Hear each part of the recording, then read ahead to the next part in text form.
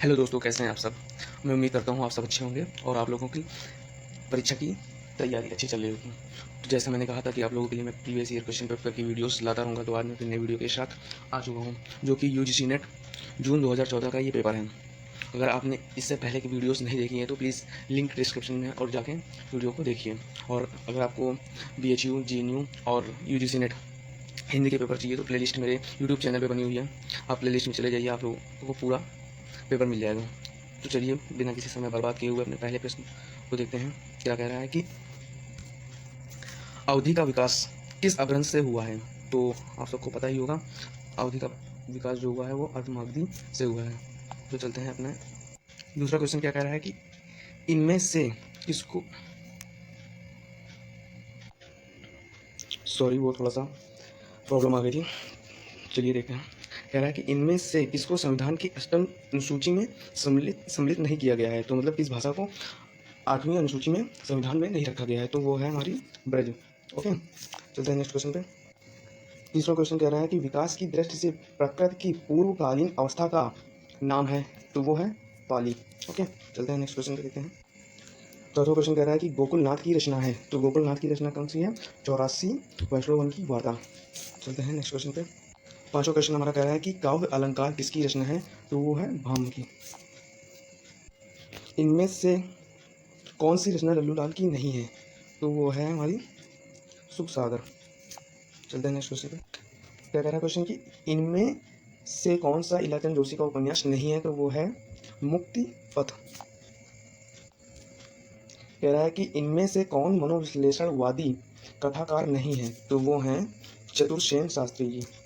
चलते हैं next question पे। भारतेंदु हरिश्चंद्र का नाटक नहीं है, सॉरी भारतेंदु हरिश्चंद्र का नाटक है, तो वो है विद्या सुंदर जी। सुंदर, ओके, गलती से निकल गया उसके लिए सॉरी। कह रहा है कि इनमें से कौन सा काव्य रामकथा पर आधारित है, तो वो भूमिजा है। कह रहा है नाटक को पंचम वेद किसने कहा है, तो वो है भरत मुनि जी। पंक्ति दी गई है, तो ये कह रहा है कि आगम वह पुराण ही पढ़िया माणवंत ही। तो पंक्ति किसकी है, तो ये है कंठपा की। चलते हैं नेक्स्ट क्वेश्चन पे। देखिए 13वां क्वेश्चन क्या कह रहा है कि खड़ भाषा पुराण से कुरान कथित मया भाषा के संबंध में यह पंक्ति किस कवि की है, तो वो है चंद्रबरदाई की। 14वां क्वेश्चन देखो क्या कह रहा है कि प्रेमचंद्र के सेवा सदन उपन्यास का उर्दू शीर्षक है, तो वो है बाजारे हुस्न। देखिए 15वां क्वेश्चन क्या कह रहा है कि नाक, भौं, पेट, दांत, मूंछ आदि विषयों के निबंधकार हैं, तो वो है प्रताप नारायण मिश्र जी। चलते हैं नेक्स्ट क्वेश्चन पे। 16वां क्वेश्चन कह रहा है कि जयशंकर प्रसाद का सर्वप्रथम नाटक है, तो वो हमारा सज्जन, पहले ही लिखा हुआ है। चलते हैं नेक्स्ट क्वेश्चन पे। कह रहा है कि शब्दों की पद रचना पर आधारित भाषाओं के वर्गीकरण को क्या कहा जाता है, तो क्या कहा जाता है आकृति मूलक वर्गीकरण। ओके, डी आंसर इसका सही है। चलते हैं नेक्स्ट क्वेश्चन। फिर पूछ रहा है 18वां क्वेश्चन कह रहा है कि दूसरा दरवाजा किस विधा की रचना है, तो इसमें क्या पूछ रहा है, विधा पूछ रहा है कि ये क्या है, उपन्यास है, नाटक है, गीत नाट्य है, कहानी है। तो इसका राइट आंसर जो होगा वो हमारा होगा ए। चलते हैं नेक्स्ट क्वेश्चन पे। 19वां क्वेश्चन जो बोल रहा है, कह रहा है कि इनमें से कौन सी रचना आत्मकथा है, तो वो है हमारा मेरे साथ जन्म। चलते हैं नेक्स्ट क्वेश्चन देखते हैं कि रस गंगाधर में पंडित राजा जगन्नाथ ने किस बादशाह की प्रशंसा की है, तो वो शाहजहां जी। चलते हैं नेक्स्ट क्वेश्चन। 21वां देखो क्वेश्चन क्या कह रहा है कि रचना काल के अनुसार भारतेंदु के नाटकों का सही क्रम क्या है, तो ये क्रम से लगाने वाले हैं क्वेश्चन सीरियल से। इसमें क्या वो प्रकाशन काल के से पूछ लिया या जन्म के आधार पर पूछ लिया, तो इनको क्रम से ही लगाना है। तो चलते हैं, इसका जो हमारा राइट आंसर बनेगा वो है भारत दुर्दशा, फिर आएगा नील देवी, अंधेर नगरी सती प्रताप। तो इसका जो राइट आंसर वो होगा वो है डी। चलते हैं। पंत की काव्य रचनाओं का सही क्रम क्या है, तो पंत की सही रचनाओं का क्रम पूछ रहा है पंत की, तो पहले पल्लव, फिर गुंजन, युगांत, ग्राम्या।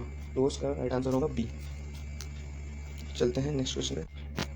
23वें क्वेश्चन में उपन्यास दिए गए हैं, उनको प्रकाशन काल के अनुसार सही क्रम में लगाने हैं। तो इसका जो राइट आंसर हमारा बनेगा वो होगा पहले मैला आंचल, फिर आएगा बूंद और समुद्र, और अमृत और विष और कंठ गुलाब। तो इसका राइट आंसर होगा डी। चलते हैं नेक्स्ट क्वेश्चन पे। पत्रिकाओं का प्रकाशन काल के अनुसार सही क्रम। तो प्रकाशन काल के अनुसार सही क्रम पूछ रहा है, तो पहले ब्राह्मण, नागरिक, प्रचारित पत्रिका, सरस्वती और हंस। तो इसका जो राइट आंसर बनेगा वो हमारा बी बनेगा। चलते हैं नेक्स्ट क्वेश्चन पे। 25वां क्वेश्चन देखो क्या कह रहा है कि ज्ञानपीठ पुस्तक कृतियों का वर्षवार सही अनुक्रम क्या है। तो इसका जो राइट आंसर बनेगा वो चिदम्बरा, यामा, उर्वशी कितनी नावों में कितने बार। तो इसका जो राइट आंसर है वो ए होगा। रचना कालों के अनुसार काव्यों का सही क्रम है, तो वो है कानन, कुसुम, आंसू, लहर, कामिनी। तो इसका जो राइट आंसर बनेगा वो है डी। चलते हैं नेक्स्ट क्वेश्चन पे। 27वां क्वेश्चन क्या कह रहा है कि जीवन काल के आधार पर कवियों का सही क्रम है। तो जो इसका राइट आंसर बनेगा वो अमीर खुसरो, विद्यापति, फिर रैदास, फिर नानक। तो इसका राइट आंसर जो हो जाएगा वो हो जाएगा ए। चलते हैं नेक्स्ट क्वेश्चन पे। प्रकाशन काल की दृष्टि से प्रेमचंद्र के उपन्यासों का सही अनुक्रम है, तो उसका इसका राइट आंसर जो बनेगा ये है सेवा सदन, वरदान, रणभूमि, प्रतिज्ञा। तो इसका राइट आंसर होगा बी। चलते हैं नेक्स्ट क्वेश्चन पे। प्रकाशन काल की दृष्टि से भीष्म साहनी के उपन्यासों का सही क्रम है, तो इसका राइट आंसर जो हमारा बनेगा वो है कड़िया, तमस, मैया दास की माड़ी और नीलू, नीलिमा, नीलोफर। तो इसका राइट आंसर हो जाएगा डी। चलते हैं नेक्स्ट क्वेश्चन पे। निम्नलिखित रचनाओं को उनके रचनाकारों के साथ सुमिलित कीजिए। तो ये सुमिलित करने वाले क्वेश्चंस आ गए हैं, तो चलते हैं देखते हैं कि यारों की यार, तीन पहाड़, ये किसकी रचना है। तो वो है कृष्णा सोबती जी की। किसकी? कृष्णा सोबती की। बिना दीवारों का घर, बिना दीवारों का घर, तो वो मन्नू भंडारी जी की है। फिर अकेला पलाश, ये किसकी है, वो है निशा परवेश की। और शेष यात्रा जो है उषा प्रियनवाद जी की है। तो इसका जो राइट आंसर बनेगा हमारा वो हो जाएगा ए। चलते हैं नेक्स्ट क्वेश्चन देखते हैं। 32वां क्वेश्चन कह रहा है कि निम्नलिखित कहानीकारों को उनकी कहानियों के साथ सुमिलित कीजिए। तो इसमें कहानियाँ दी गई हैं और कहानीकार, तो इनको इनके साथ सुमिलित करना है, मिलाना है। तो शिव प्रसाद सिंह जो है उनकी जो कहानी है वो है दादी माँ। और यशपाल जी का है वो है पुलिस की सीटी। और जैनेन्द्र जी का है पाजेब पाजेब। और माधव राव सप्रे सप्रे एक टोकरी भर मिट्टी। तो ये हो जाएगा फर्स्ट। ओके, तो इसका जो राइट आंसर बनेगा इसको देखते हुए वो हमारा बनेगा ए। तो चलते हैं नेक्स्ट क्वेश्चन पे। 33वां क्वेश्चन जो कह रहा है कि निम्नलिखित काव्य शास्त्री कृतियों को उनके आचार्यों के साथ सुमिलित कीजिए। तो चलते हैं देखते हैं क्या कह रहा है। भारतीय साहित्य शास्त्र जो है वो है बालदेव उपाध्याय जी की। किसकी है? बालदेव उपाध्याय जी की। और भारतीय काव्य शास्त्र की भूमिका तो वो है नागेंद्र जी की। और रस मीमांसा आप सबको पता ही होगा, ये है रामचंद्र शुक्ल जी की। काव्य अनुशासन जो है वो हेमचंद जी की है, वो लास्ट क्वेश्चन पर। तो इसका जो राइट आंसर बनेगा आपको मैं बता रहा हूँ, ये बनेगा हमारा जाके सी। क्या बनेगा? सी। चलते हैं नेक्स्ट क्वेश्चन पे। कह रहा है निम्नलिखित पत्रिकाओं को उनके प्रकाशन स्थान से सुमिलित कीजिए। मतलब कि यहाँ पे कुछ पत्रिकाएं दी गई हैं और उनके शहर स्थान जहाँ से वो प्रकाशित हुई हैं। ओके, चलते हैं देखते हैं क्या कह रहा है क्वेश्चन। ए कह रहा है नागरिक प्रचारणी पत्रिका, तो आप सबको पता है कि यह काशी से है। सम्मेलन पत्रिका जो है वो है इलाहाबाद से। फिर पहल पत्रिका जो है वो है जबलपुर से। और नया प्रतीक सॉरी वो है दिल्ली से। तो इसका जो राइट आंसर बनेगा वो हो जाएगा हमारा डी।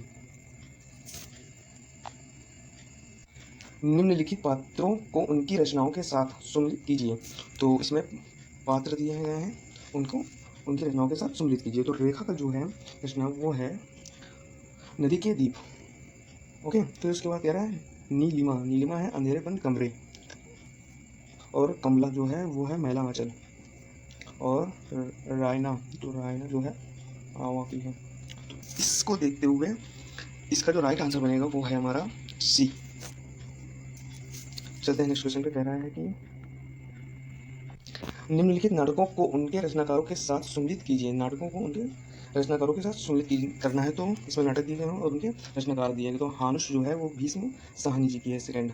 और कह रहा है दशरथ नंदन जो है वो है जगदीश चंद्र माथुर जी की, जगदीश चंद्र माथुर जी। और कह रहा है कि पैर तले की जमीन तो वो है मोहन राकेश जी का। और तिल चट्टा जो है वो है भी मुद्रा राक्षस की, ये ओके। तो इसका जो राइट आंसर बनेगा वो हो जाएगा हमारा बी।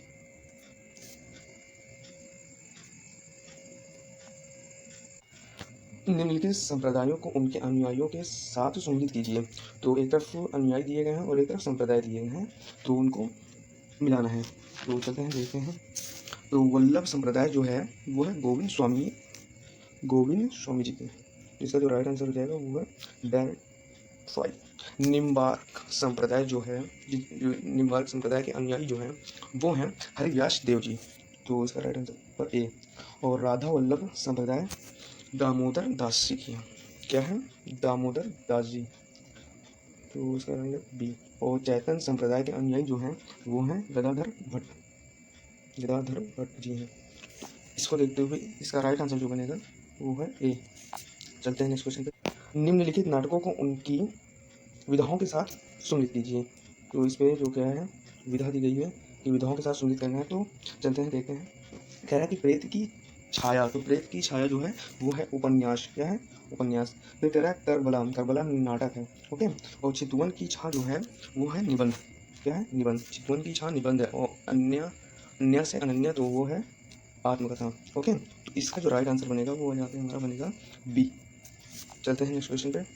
निम्नलिखित संस्थाओं को उनके संस्थापकों के साथ सम्मिलित कीजिए।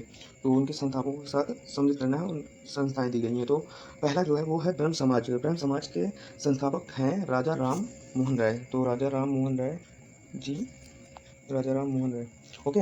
और फिर सेकंड कह रहा है कि प्रार्थना समाज केशव चंद्र जी। और आर्य समाज जो है वो है दयानंद सरस्वती।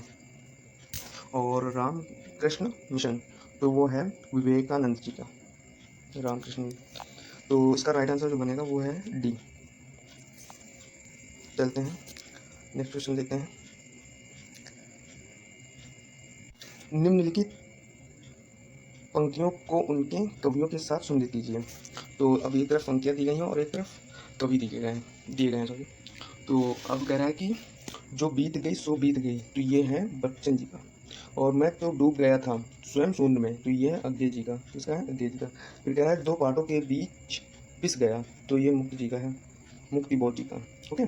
फिर रूप की आराधना का मार्ग आलिंगन नहीं तो और क्या, तो ये है दिनकर जी का, ओके। तो इसका जो राइट आंसर बनेगा हमारा वो हो जाएगा डी, ओके।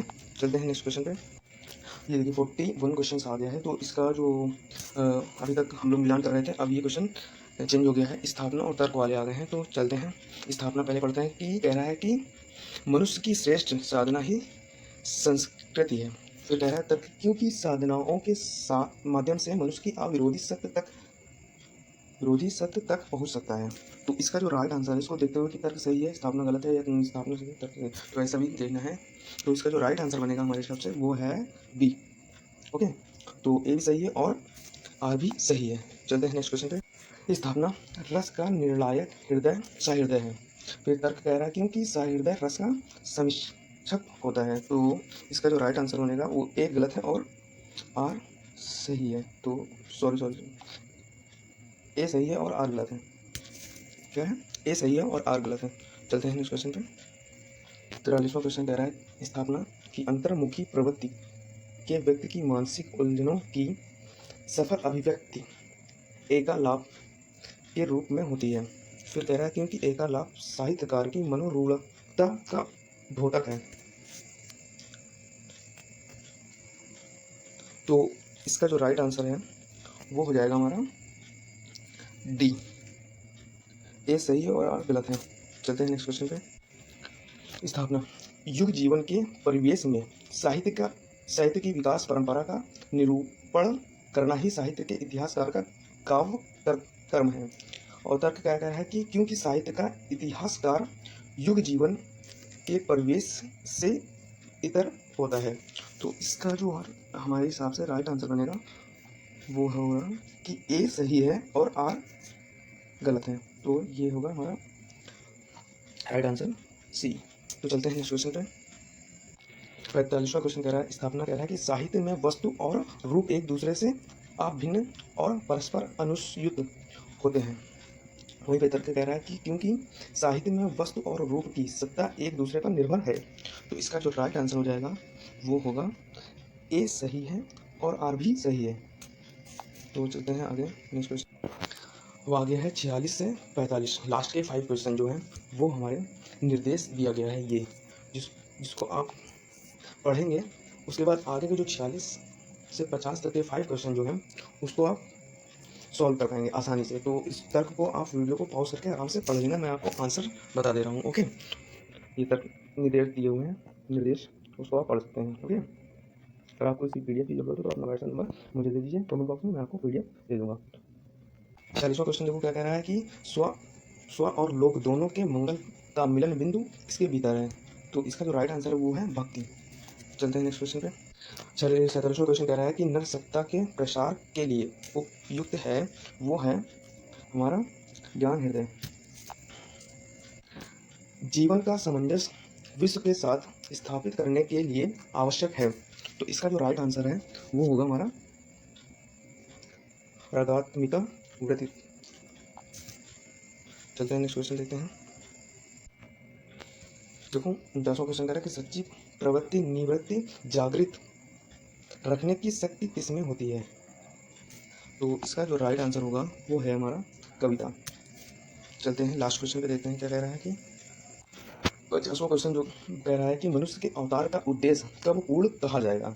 तो इसका जो राइट आंसर होगा हमारा वो है मनुष्य समाज का सेज प्रकृति के साथ सामंजस्य स्थापित होने से। ओके, वीडियो को एंड तक देखें और प्लीज़ चैनल को सब्सक्राइब कर लें और प्लीज़ लाइक करें वीडियो को और शेयर करें ज़्यादा से ज़्यादा। चलते हैं, धन्यवाद और जल्दी ही मिलेंगे नेक्स्ट वीडियो में।